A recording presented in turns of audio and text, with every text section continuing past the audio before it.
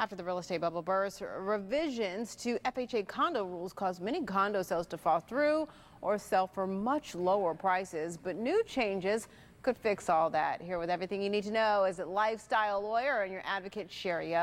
Shari, good morning. Thanks for coming in. Sure. I guess let's start with why the FHA would have made these rules that caused condo sales to fall and even maybe sell for less in the first place. Absolutely. Well, the thing is that FHA has always had an approval guideline for condominiums. So if you want to buy in a condo with an FHA loan, your condo has to be approved by FHA. Okay. And the reason for those rules are essentially to avoid defaults. So those rules make sure, for example, that the condo has sufficient reserves, that there's a sufficient number of units that are actually owner-occupied as opposed to investor-occupied. The problem is that when the bubble burst, one of the things that was discovered is that sort of a side process FHA had, which is called spot approvals for condos that didn't want to go through that lengthy approval process, was actually resulting in defaults because developers and even mortgage bankers were actually filling out that spot approval application. So in order to avoid those defaults, FHA essentially revoked the spot approval process.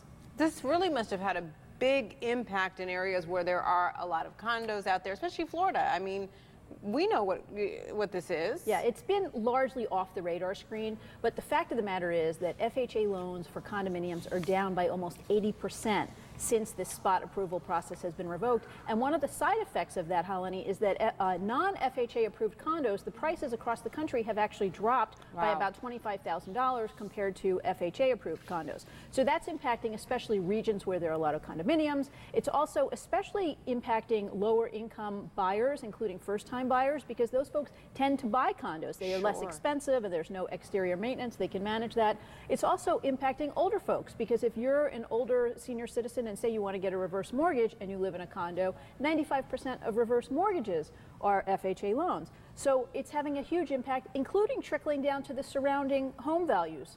What's being done to fix this? Obviously, that's probably the most important question right now. Yeah, well, and what realtors who sell condos and folks who buy and own them are hoping for. First of all, FHA had instituted some temporary fixes to the approval process itself to make it easier for people to go through that. Those were set to expire, but FHA just recently extended those temporary sort of easements, so the approval process is easier. Also, FHA is now rewriting the handbook, and one of the things that's on the table is a new spot approval process. Gotcha. So we expect to see those again within the next year or so, which is great news. All right, well, let's hope it helps. Shari, thanks so much for being here today. Mike, back to you. All right, 8:45 right now. I want to get to a developing